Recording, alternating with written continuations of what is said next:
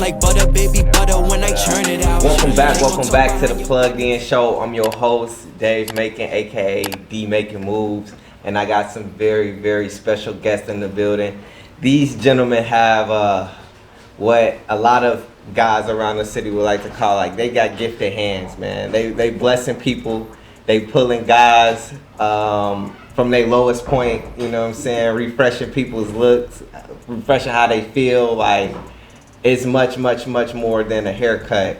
But I got two of the top barbers in Indianapolis, Indiana with me today. And this is very important at a time like right now where a lot of y'all is at home. Fellas, y'all at home and y'all looking real raggedy right now. Hurting. These are the guys that you need to get in tune with to get your life back on track today. At least for the next 2 weeks. At least for the next 2 weeks, you know what I mean? But I'm going to stop gassing this so much. I'm going to let these guys introduce you and we're going to get into it. My guy, I appreciate you pulling up today, man, but I know who you are, man. Tell the people who you are, brother. Drew the Barber, a.k.a. Extraordinary Gent on Instagram. Extraordinary Gent. Yup. Check it out. Hey, I appreciate the introduction too, by the way. That was nice. I'm Tyler the Barber, Mr. Marzullo on Instagram. Appreciate y'all, man. So, when I tell you that it's a lot of people that cut hair, but what I've seen just based off of Drew and Tyler's portfolio, they not just the guys that got the clippers that they need to get the job done. These guys are taking it to a whole nother level and really giving you an experience. You know what I'm saying? When you come and get your hair cut by them, they can do any style. They gonna give you the full out experience. So let's kind of take it a little bit back to the beginning. You feel me? And kind of ease people into where you all are at today. So, Drew and Tyler, starting with you, Drew, where you from originally and how did you get into barbering, bro? I'm from Indianapolis, Indiana. I was raised on the east side. And I got a lot of barbers in my family. Mm-hmm. But really, the way I got into it is I had a beard when I was like 12. Okay. And my dad couldn't grow a beard, so we go to the barbershop or whatever, and they'd lean me back in the chair and hit me with the hot towel and shave me and all that shit. And my dad's like, bruh, my haircut was $10, your haircut $25. I'm buying you some clippers for your birthday. You're not gonna keep doing this. You know what I'm saying? Nah, and then after that, I just started cutting football team. I cut classmates, and I was always going to school. My hair was on point, and people just wanted to know. Mm-hmm. And then before that, I was. So around what age? Around what age did you get started? I would say about 13 is when I really okay. started cutting hair. I didn't really start taking it serious until I got into my 20s. Okay. Because I really needed to start making some money. But. Mm-hmm. What about you, Tyler? Yeah, so I'm from Indianapolis too, born and raised. Lived on the Far East Side up until I was old enough to get my own place, basically. Mm-hmm. So I started cutting hair basically. So my mom, she cuts hair, my mother, so she always had a bag of clippers laying around the house. And eventually I just, I wanted my hair cut and didn't feel like waiting on nobody, so I just started first trying to line myself up a little bit, and then as I got better, tapering my hair, stuff like that, all my friends were like, man, can you cut my hair too? So then I started cutting their hair and then started charging a little bit, and then for a long time, up until I was about 22, 23, it was just kind of like something on the side, something to do. Mm-hmm. And honestly, when I met Drew, so me and him, I was already on that, like, man, I want to start cutting hair professionally. And he was kind of just starting to, I want to cut hair professionally. And he kind of inspired me, man, seeing him go from, because we worked together. We met, at Honda, building cars together, just, on some regular stuff. And when he left there and started, pursuing it all the way, and I really seen like, man, this stuff really can take off. And that's just what we've been on ever since we met, really. Like, we're going to take over this barber industry in Indianapolis. That's what's up. Nah, that's what's up. That's a hell of a story. I wanted to even hit on one thing that you said. So you said that your mom's, she was the first one that really had the barber equipment and stuff like that. So did she teach you, or you just seen it and then it was like, all right? So she did teach me, but not back then. Okay. Like now she's taught me some things. I'll go to her and be like, or I'll just go watch her work and be like, okay. this is how you use the scissors in this way, you know. So she taught me a lot of stuff, I would say, but from the get-go, it wasn't like she taught me or inspired me to do it. It was just like I said, the clippers was laying around the house. I wanted to cut my hair, and then I just got good at it real quick. So. Right. No, man. This whole industry of what barber has evolved into, I feel like over the last couple of years has been real interesting to watch, because I remember back when haircuts was $10. You feel me? Right. And it seemed like over the last maybe like 7-10 years, the price then probably like tripled or quadrupled, something like that. With you all being professional, they still got $10 haircuts on the east side somewhere. so you still can't get it for the 10. Yeah, Is that the barber college? It's gonna look like it's gonna look like 10, but they got some $10 cuts out there. Yeah, I know they was doing it for 10 at the barber college, but from y'all perspective of being like professionals in this game, what happened? You know what I'm saying? Like, we are end consumers on the other end. Like, it's a lot of people that didn't pick up the clippers and get the skill set. But what happened to the industry that made the price quadruple like that? I'll start with this. You know, the last probably 10 or 15 years, everybody's starting wanting to be like work for yourself, invest in yourself, and that comes with a self-image. So if you're gonna invest in yourself and spend $200 on a nice pair of dress shoes, $400 on a nice suit, you can't have a $10 haircut. Preach. You know, and then men have become more inclined into like the way they look, their appearance, just because of social media. Now, a bad hair day used to just be a bad hair day. Now, if you're having a bad hair day, I can take a picture of you, click, post it. Look at this dude's hair. He's supposed to be somebody, but look at this, he's looking crazy. You know, so now it's like I don't want to get caught slipping. I gotta stay fresh. There's always something to do. If I work for myself, I gotta stay fresh. Most of my clients that come every week are the guys that are always in people's face. They got a lot of clients. They sell cars. They're lawyers or doctors, or you know what I mean. There's some people that only come like once a month, but for the most part, a lot of people want to come every week, even if they're just getting a touch-up, so they can stay clean and nobody can ever catch them slipping. I can attest to that. I feel like anybody that get their hair cut on a regular basis, and you used to get it every 2 weeks, you really want it every week. Right. You know what I mean? Right. That finance issue, you know what I mean? Like, a quality haircut is definitely becoming something that's a little bit costly, but it's an investment. You know what I'm saying? It's an investment in your appearance, and how you present yourself is definitely key. What's your thoughts on that, Tyler? Like what you just said, quality, man. Quality, I just feel like there's two types of barbershops and there's two types of clients. Okay. You know, there's the barbershops where you can go in, you can pay the $10, $12, $15. There's going to be a 20-minute cut, and it's going to look like it only took 15, 20 minutes.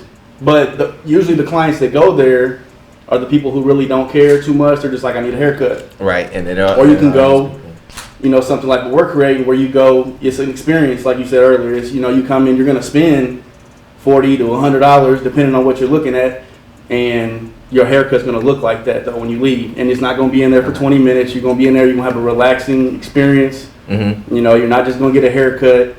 You might get a drink. You know, you're going to get a hot towel put on you. You might have a female come rub your shoulders for a couple minutes. Okay. You know, it's just an experience. So that's where you're going to get into, you know, the $40, $50, $60 haircuts instead of a $10 haircut. And not only that, but the people that care about their image, the people that are walking in and out of the shop, the people that you're surrounded with, the people that are chilling in the lounge waiting for their cut, those are lawyers, those are doctors, those are people that you can leverage. You can leverage my clientele as well as I leverage my clientele. Okay. You know what I mean? Okay. So if you're going somewhere and you're paying $10 for your cut, it's the same thing if you're going to Chili's and you eating 2 for $20. You're not going to meet nobody that's going to take you to the next level. You're not going to meet nobody you can really network with. You know what I mean? That's why I like to eat at the nice, expensive restaurants, because every time I go, I get a client, and they're not going to come in my shop looking for a deal. Right. They already know. I come to your restaurant, spend $200-$300. When you come in my shop, that's what you're going to spend. Maybe not $200-$300, but it's going to be top dollar. So, and So I'm hoping that everybody is keeping up with everything that's being said. They dropping a lot of gems on us, and that's why I said it even in the beginning of this interview. You guys are definitely doing a lot more beyond just, you know, providing those barber services. You curating an experience, you know what I mean, for a certain type of person that is looking for like that elevated experience, but not only that, you know what I'm saying, that quality haircut. So let me dive a little bit deeper into like what this thing is that y'all have created. So what's the name of the shop, and then what goes into you guys' experience? Okay, the name of the shop is XG Groom Room and Lounge. XG stands for Extraordinary Gent. It's just a brand that I've kind of built over the years, and then me and Tyler just decided to share that brand and take it to the next level. For sure. From a client's experience, walking straight in the door, to your left you got a nail tech, to your right you got an esthetician, and then you got some dope ass barbers in the back that are going to give you a full service, whatever haircut you want, shampoo, shave, and then if you want to chill in the lounge, you can. If you're one of those clients that come every week, you can buy a package. The package includes a full service haircut every week and a drink every time you come, as well as access to our lounge where you can have small get-togethers. If you ever want to have a business launch party or just something where you want to just have the fellas come, or if you want to have a bachelor party, you can come and all you guys can get your nails done. We'll have a haberdasher in there, you know, every other week, teaching guys how to spice up their wardrobe, you know, just stuff like that. You know what I mean? Just a high-end experience. You know, no drama, no bullshit. You know, it's still a place where you can kind of talk shit. It's not one of those barbershops where you got to come and watch your mouth. There ain't gonna be a lot of kids walking around and stuff like that. So grown man shit. It's a straight up gentleman's lounge. You know, you can come and get your hair cut as well as enjoy the experience and the surroundings. Okay. Now that's fire, and you don't see that at the $10, $15. You know what I'm saying? You don't see that at all. So just so the people are aware of what you all are packaging and putting together with this barber experience. So you said we got an esthetician on deck, we have a nail tech on deck. When it comes to like the shampooing and different things like that, are you all handling those services, or y'all got somebody else like doing it? Well, when do the females come in? Like when do we have an assistant, and that's like a shop receptionist. She's kind of like a chair tender. If you're in the chair and you need some water, or you want to book your next appointment before you leave, or anything you need, she's got you. You know what I mean? She's sweeping up the hair. She's shampooing our clients. If I can't get to them, I like to shampoo my clients out. You know, just because I've been doing it for years, and I just like to do that. But if I'm running behind, or if she's, you know, can help out, obviously, you know, she'll kick in. But you know, we're just making sure that our clients have the same experience across the board, no matter what barber they go to, and eventually no matter what location they go to. I like to kind of run parallel to high-end restaurants like Ruth Chris. When you think of high-end, you think of really nice restaurants or a really nice hotel. Right. And whatever, like a super nice hotel, whatever location you go to in the world, it's supposed to be the same experience.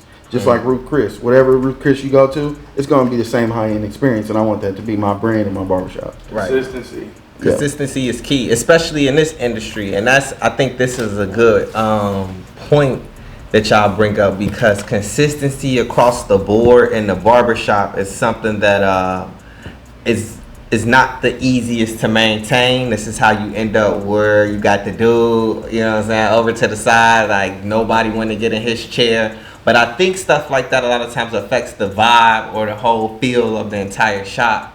So with you two, I know where you guys' skills are at, but do y'all have other barbers?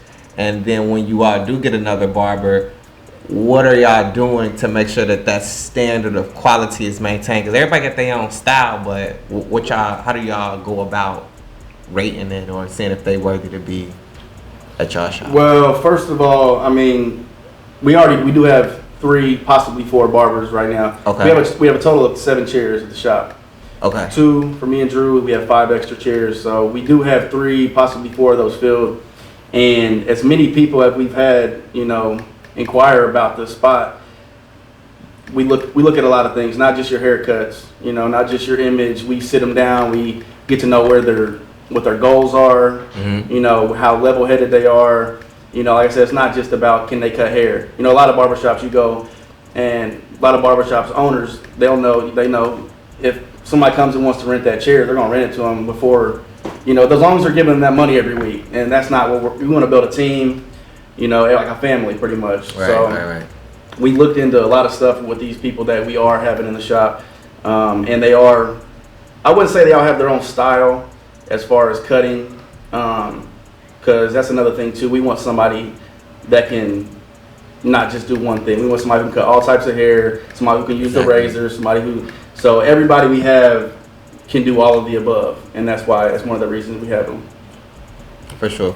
What about you, Drew? Is there anything that you putting people through, any type of competitive events or hoops you got? I'm not real big on like barber competitions or anything like that. I like to stay educated. I feel like if you stop learning, that's when you stop growing. So I'll always reach out to barbers that offer services that I may not offer. As far as like the waxing, we're getting into that. Even though we have an esthetician, just like ear waxing and nose waxing at the chair at the station is something that we can knock out pretty quickly. And just educating my guys, making sure everybody's on the same page. I feel like if I put you on or if I teach you something and you don't do it better than me, then we're not trending. We're going down. If you come after me and you're worse than I was, then we're going down. If you come after me, you need to be better than I was. That means we're going up.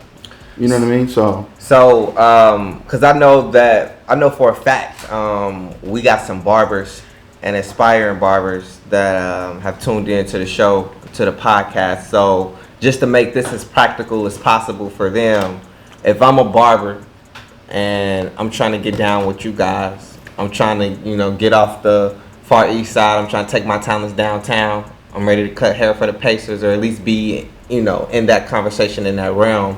What do I need to pull up on you guys to get the process started, or get you all to even look at me and see if I have what it takes to cut in you guys' shop?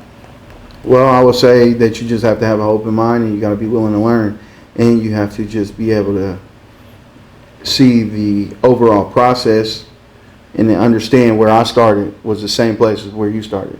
Okay. You know what I mean? Mm-hmm. You got to have ambition. I'd rather have somebody that, their cuts need a little bit of work, but their personality and their ambition and their drive is, impeccable, like where I need it to be. Because you can teach somebody how to cut hair, but you can't teach somebody really how to talk to people or how to relate to people. And that's really the most important thing, is building that relationship with your clientele. That's where you're going to make the most money. That's where you're going to actually make a name for yourself, build a brand, and be able to actually open your own spot one day. Mm-hmm. And I always talk to my barbers and tell them, I know that you want to open your own spot one day, or I know you want to, actually branch off. And that's the plan. We know that, who wants to work for somebody for the rest of their life? Nobody. Right. So I'm not even looking at you as a dollar sign. I'm looking at you as a opportunity to kind of pass the torch and grow my brand outside of the chair. You know what I mean?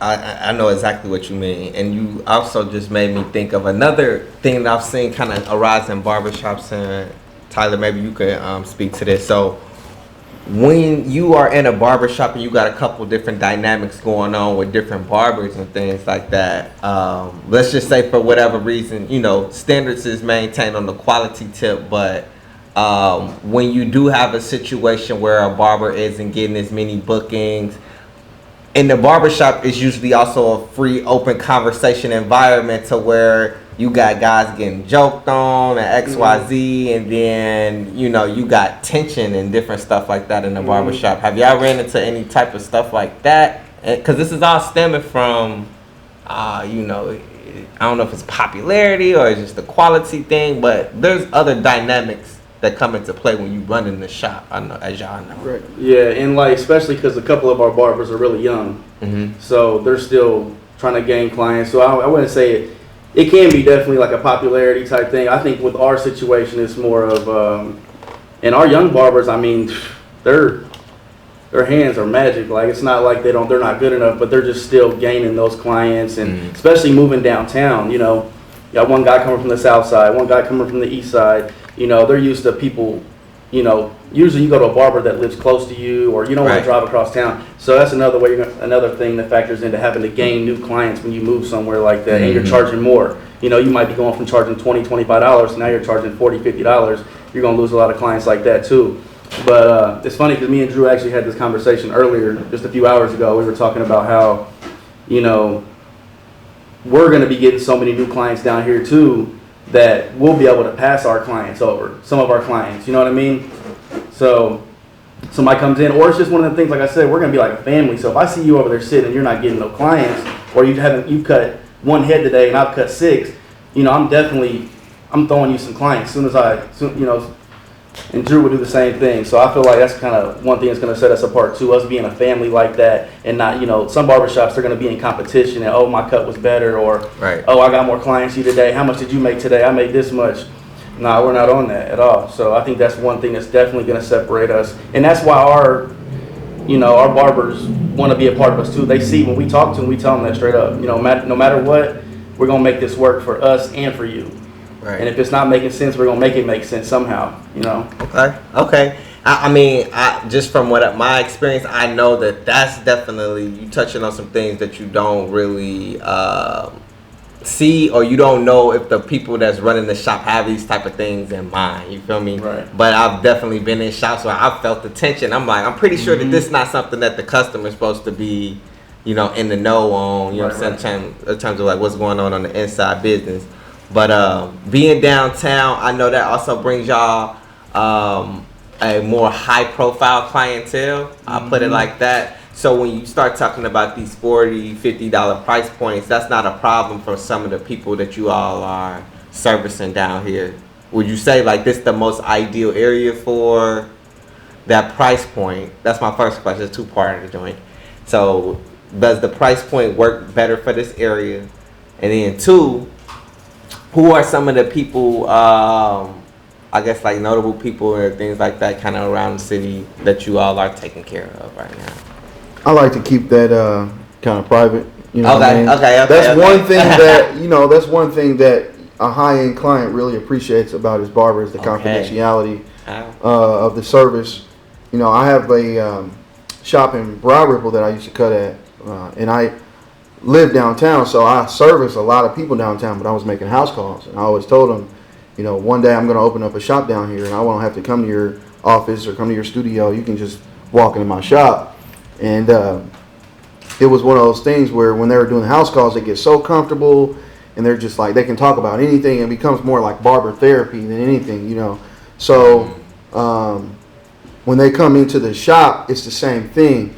So that's why I try to make sure everybody's on the same level. Everybody knows the level of professionalism that I like to keep. And actually the shop is pretty big. So if I'm talking to my client about something, Landon can be talking about his client about something way over there. And we won't, you know what I mean? Good. Okay. Unless it's a, you know, shop-wide joke that everybody is in on. It's probably going to be pretty private, just between me and my client. You know what I mean? Okay. And most of the time, my dudes are asleep in the chair. So right. If you're not asleep when you get cut, you know what I'm saying, you might need to come to XG. That's all I'm saying. Get your mind right. Okay. And I definitely respect, you know what I mean? You know what I'm saying? Keeping like your more high-profile clients to yourself. I think that maybe again, guys, you know what I'm saying, that's another gym, and barbers, you know, these are some of the things that if you're doing it on that level, it's not some of the information the last thing to share like that. The last thing an NBA player wants to hear when you cut his hair is, man, what was y'all doing out there last night, man? I be betting on y'all, man. You ain't had no points, or you ain't. It's like, what? And me, honestly, you know, it's kind of weird, but I don't really watch sports that much. but it's kind of helped me because I don't interview my clients when I'm cutting them.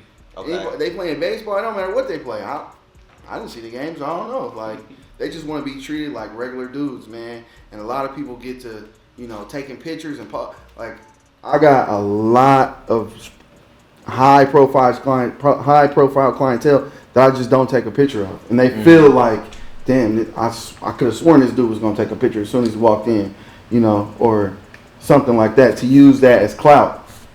And I try not to chase.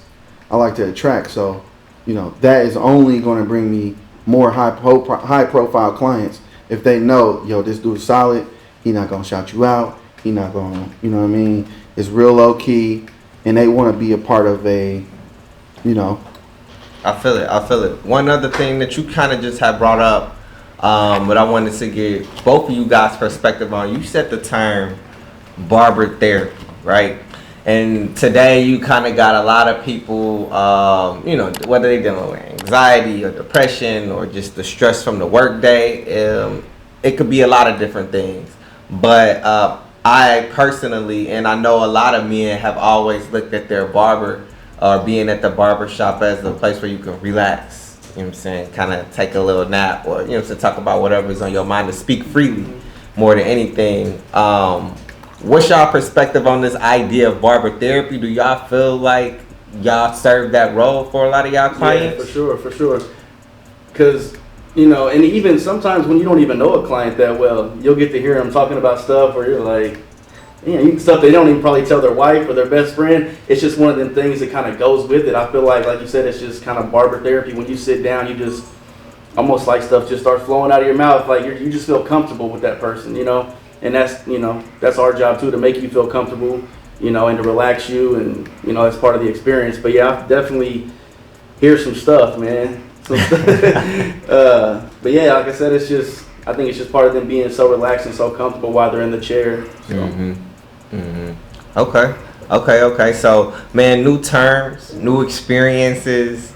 Everybody needs to be tuned in and tapped in with what Drew and what Tyler got going on. But tell them a little bit more, one more time, about where they can tap in with you guys in the movement, tap in with the shop, XG.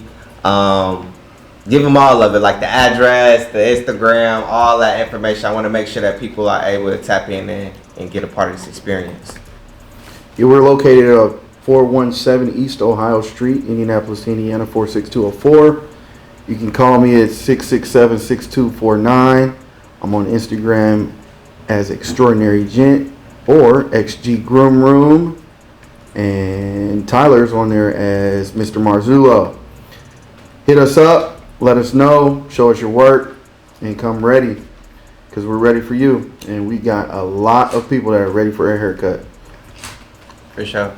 On the back end of this, we're going to have to pull up on you guys, like, in y'all element and really capture, Right. I know that Landon said he's gotten some content, some dope content, but I'm going to have to pull up with Landon, and I'm going to have to hop in the chair and get this experience. You don't have to. Yeah, we got an area, too, that we plan on staging for something like that, like an interview type thing. But yeah, we can kind of see what's going on. Because, yeah, like I said, it's kind of hard to explain. You just have to come and see. But we have a whole area dedicated to just a lounge. Okay. Not necessarily just like a party bar, but just like when you come in before or after your haircut, if you want to sit down in the lounge, sit on a high-end couch, nice artwork, have a drink, have your favorite whiskey or your bourbon or a glass of wine. That's kind of set up for, like I said, part of the experience. But yeah, we could definitely do something, set it up in the lounge and, do a little interview or whatever. Okay, Landon, we gotta make that one happen. But man, I appreciate you guys for coming down and taking the time and share not only what you guys are doing with XG, but just like some of y'all knowledge, y'all experience, and how, like, that's what people don't be trying to share. They don't want to share how they doing so well or how they doing what they doing. So for you all to be open and making yourselves available like that, I thank y'all, and on behalf of the audience, man, I want to thank you all. We appreciate you having us. Let me just leave with this though. If you close your hand, you might not let go of no knowledge that you got, but you also not letting nothing else in either. So you gotta stay open and always learning, because if you're not learning, you're not growing. Period. We're gonna edit on that right there, man. I appreciate y'all. Plug.